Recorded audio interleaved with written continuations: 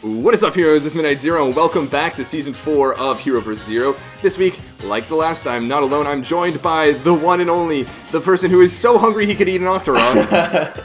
What's up, guys? It's Nate, and... well, I mean, I have no idea what happened to the Pokemon tournament. I know nothing about Pokemon tournaments, but I heard it was sick. And I heard that Noah made a crazy losers bracket run, and there was a sick grand finals, there was even a reset and everything. But I'm sure Nick has all the details on that. Yeah, don't worry, I got you covered. So we knew going into this season that I was probably going to be the one covering the Pokemon tournament and everything. So I'll chat about that real quick. To start, we had 16 participants, which is really a solid turnout. You know, we had mentioned last week that we were hoping a lot of you guys would at least try the Pokemon tournament, even if you weren't super experienced with it, if you were competitive, if you've never played competitive before, anything in between. And I was really impressed that a lot of you guys did. We had quite a few people that had never played competitive Pokemon before. We had quite a few people that hadn't been on HeroNet, the Discord server, before.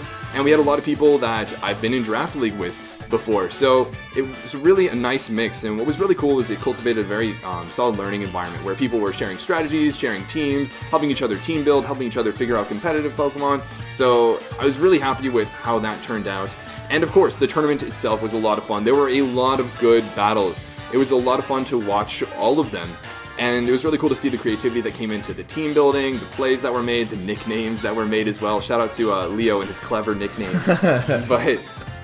But regardless, you know, at the end of it all, there was one winner, and of course there was a top 3. So those that participated, you already know the results, so there's not like, you know, crazy suspicion like last time. But third place is going to be Sir Pole. Sorry, I can't actually say your Discord name on my channel, but Sir Pole has played competitive Pokemon before, but I believe this is the first Hero Vs Zer0 he had entered, and he definitely made a name for himself in doing so. He hadn't even participated in the other challenges, but he made it all the way to third place, definitely earning those points in this tournament. And again, you know, thanks for participating. It was a lot of fun getting to see your battles and all. And then in second place, we have Noah, TheHockeyGamer, who, as Nate was mentioning, made a crazy losers bracket run. He lost to FeyPhantom really early on in the bracket, and then eventually made his way winning losers match after losers match until he played Faye again, and then defeated her, and then continued all the way to grand finals, even resetting the bracket, defeating Leo in one set, and, well, eventually losing and making, you know, a solid second place finish. And yeah, I want to say as well that Noah's first experience with competitive Pokemon was Hero Vs Zer0 3 years ago. And in that first tournament, he placed 12th place. And now, after a lot of Pokemon, a lot of play, etc., he's come back and he got a solid second place finish. Again, as I mentioned in the Discord, really showing that hard work does pay off and you can improve.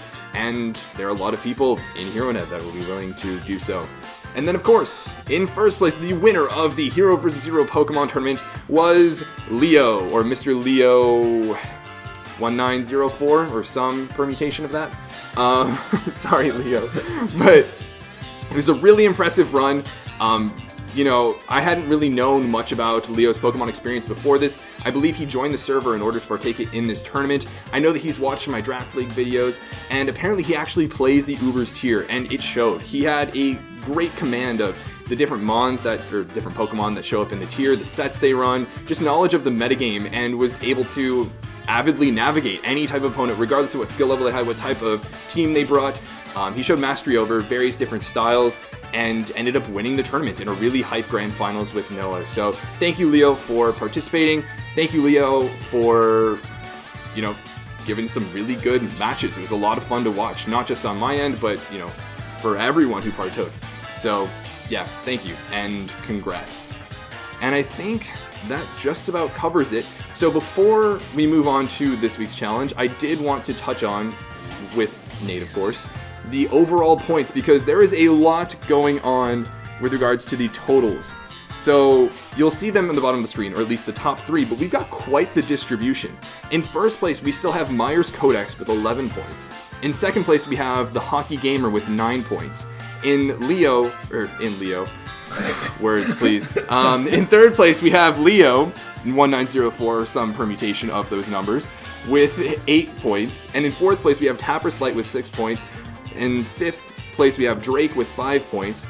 And then in 6th place we have tied FeyPhantom, YoshiGamesTJ, and Vivi for 4 points. And then tied for 9th place we have DoesNotCompute and Serpol with 3 points. Tied for 11th place we have Munch, Bidoofus, Samyul, and Jerry with 2 points. And then in 15th place we have Mikserpan and Caitlyn and FighterNinja and Tack tied with 1 point. So as you can see, this is a really tight race, and there are only 2 weeks left, this challenge and the next one.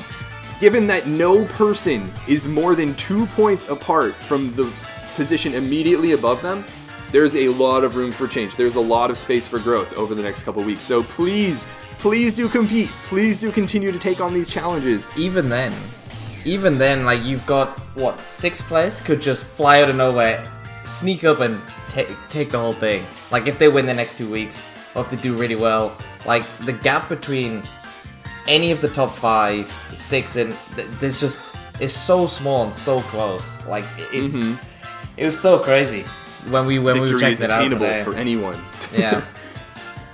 So it's definitely not like a free win for any of, say, Myerscodex or TheHockeyGamer. It's not guaranteed for them yet. Yeah, definitely. So, wanted to give a quick little update on that, and then Nate, why don't you take it away with this week's challenge? So this week's challenge is going to be The Legend of Zelda, the original NES one, and what we're going to be wanting you guys to do is complete the first dungeon without using the sword at all. But not only that, you're not allowed to use any bombs, or any other items for that matter. Only the blue candle, which you can get relatively close to the start, and then get through most of the dungeon with only the candle. And then you're going to need to find the arrows to actually defeat the boss. And then for the net difficulty, you're going to want to do that no damage, and kind of like a pacifist run. You have to kill some enemies in order to get certain keys and such, so only kill what's absolutely necessary. Yeah, couldn't have said it better myself. Just to clarify on a couple things, I guess. Nate said no items outside the dungeon. That's no heart containers from previous dungeons, no keys from other dungeons, no red potions or anything like that. It's no bombs, no sword, just the blue candle, and then using the arrows to defeat the boss. And yeah, you'll find out which enemies are necessary to kill. Probably by watching our runs or looking up a map or something like that as well. But it just about covers it. Every week we say that we think we cover all the bases, we don't need to come up with any other rules, but you guys continually find exceptions and point out to us, what if we do this? What if this happens? Can we try this? And I'm sure that'll happen again. So if there is something like that comes across your mind, or you think you might be taking advantage of a loophole or something like that and want to get some clarification, do reach out on the Discord, because we both hang out on Discord quite a bit, and that's the best means of getting in touch with us. And yeah, do you have anything else to add regarding the challenge? No, I think that's about it. You covered everything, and then even more so with people if they think they're gonna get into some loophole, which there's always one or two. So yeah, I think you pretty much covered the rest. Cool. As far as ways to play the original Legend of Zelda, there are plenty of emulators out there. There are plenty of browser ways to play it, I'd imagine, as well. I know that you can play it on your NES. You can play. It's probably on the NES Classic as well. I'm pretty sure it's on the Zelda Collector's Edition disc for the GameCube. There are a lot of ways to play it, guys. Just search around, and I'm sure you'll be fine. And regarding submissions, as usual, same deadline, 11:59 p.m. PST on Friday night. Do try to get those submitted via Discord as soon as you can, and we look forward to seeing your guys' runs. Enjoy this relatively chill week before the last challenge, which I'm sure will rack your brains a little bit. Oh, that's a real doozy. So, I guess, or to some of you, get hyped for it, because, I would imagine if you're participating in Hero Vs Zer0, I wish I could participate. I just had to say that. I really wish I could participate in this week. Because, not this week, this whole season. Because we made the challenges, so of course I'm going to love those challenges, and I wish I was a part of them. The next week, oh my god. I'm so excited. Got a lot to look forward to, guys. And with that being said, we'll see you next week with some results from this Zelda challenge and introduce the final challenge. Again, if you're on the edge of glory, of victory, of the pedestal, do fight hard. And if you're not, or I don't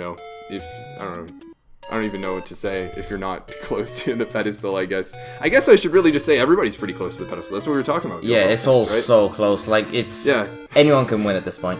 You can see at this point that even a participation in one of the earlier challenges would be the difference maker between, potentially 6th place or 9th place, or 3rd place and 2nd place at this point. So even if you're not too fond of this challenge, do participate, because it could make a huge difference overall. And we'll see you guys next week. But until then, this is Midnight Zero. And Nate. And this mission is complete.